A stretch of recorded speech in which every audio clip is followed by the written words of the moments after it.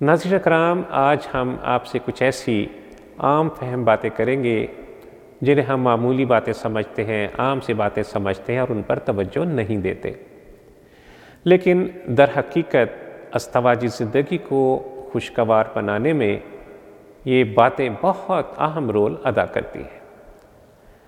پہلی اور بڑی بات یہ ہے کہ میاں بیوی ایک دوسرے سے مثالی کارکردگی کی توقع نہ رکھیں۔ ایک بنیادی بات جو ہمیں ذہن میں رکھنا ہے وہ یہ کہ انسان بنیادی طور پر ناقص واقع ہوا ہے۔ دنیا میں کوئی بھی انسان کامل نہیں ہے، مکمل نہیں ہے۔ ہر ایک میں کوئی نہ کوئی کمی، کوئی نہ کوئی کوتاہی ضرور موجود ہے، اور شادی انہی دو ناقص انسانوں کے ملنے سے ظہور میں آتی ہے۔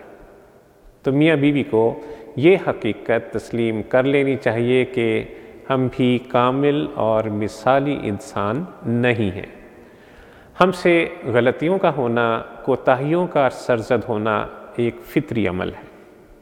اس لیے فریقین کو ایک دوسرے سے مثالی کارکردگی کی اور عمدہ کارکردگی کی توقع نہیں رکھنی چاہیے، بلکہ جو جیسا ہے اسے ویسا ہی قبول کرنا ہے، تسلیم کرنا ہے، تاہم باہم اشتراک کے ذریعے ایک دوسرے کو بہتر بنانے کی اور خود کو مسلسل بہتر بنانے کی کوششوں میں لگے رہنا ہے۔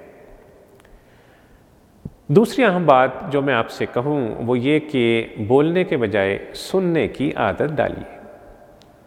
جو انسان سننے کی ہمت پیدا کر لیتا ہے وہ بہت سارے مسائل سے بچ جاتا ہے۔ خواتین کو بالخصوص سننے کی عادت ڈالنی چاہیے، اور کانوں سے سننے کے بجائے کوشش کی جائے کہ دماغ سے سنا جائے، اور اگر ممکن ہو تو دل سے سننے کی عادت بنائیں۔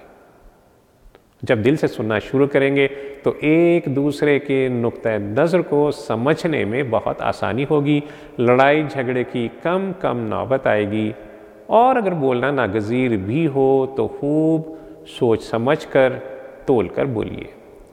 جو الفاظ آپ نے ابھی تک استعمال نہیں کیے آپ ان کے حاکم ہیں، جبکہ جو الفاظ آپ بول چکے ہیں آپ ان کے غلام بن جاتے ہیں، پھر ان کی وضاحتیں کرتے، ان کے معنی بیان کرتے کرتے تھک جاتے ہیں۔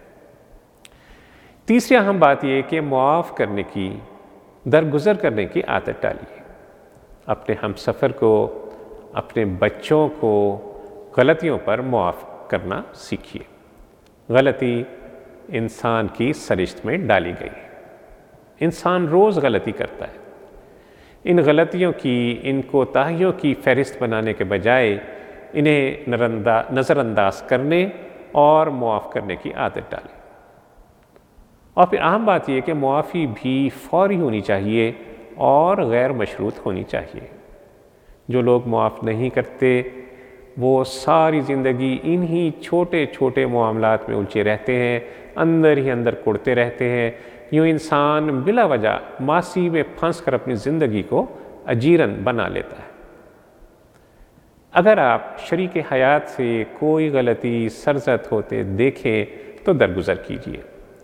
یہی طریقہ نبی اکرم صلی اللہ علیہ وسلم نے اپنایا کہ جب آپ صلی اللہ علیہ وسلم اپنی ازواج مطہرات میں سے کچھ غیر موزوں ہوتے دیکھتے تو آپ صلی اللہ علیہ وسلم خاموشی اختیار فرما لیتے۔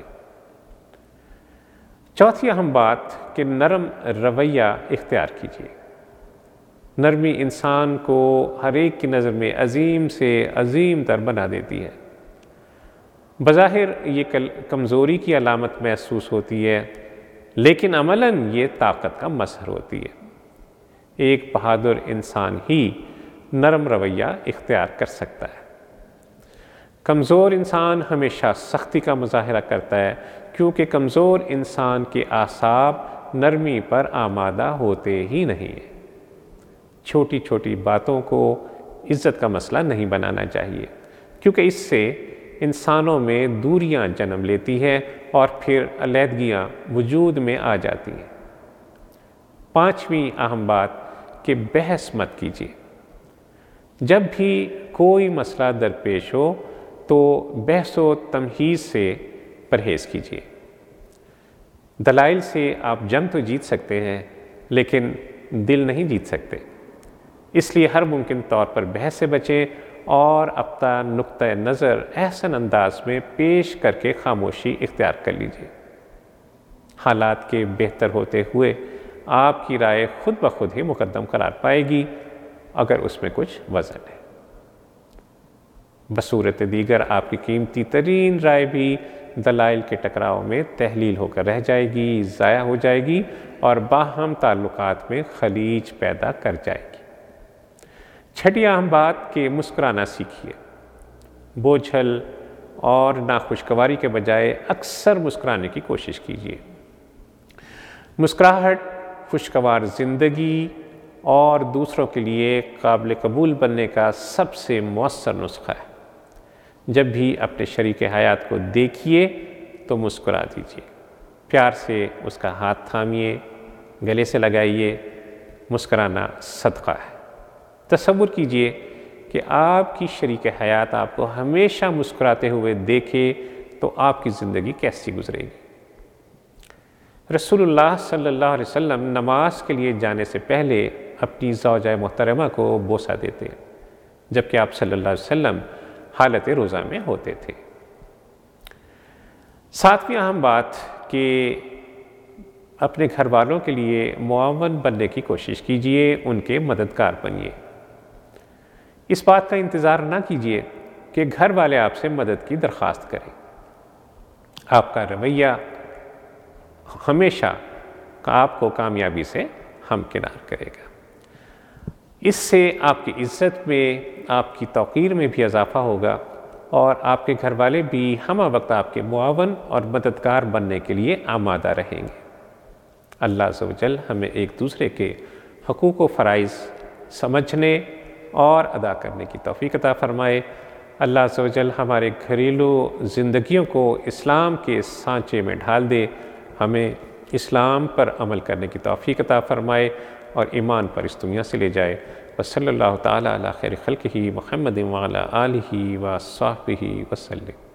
اللہم صلی علی سیدنا محمد وعلی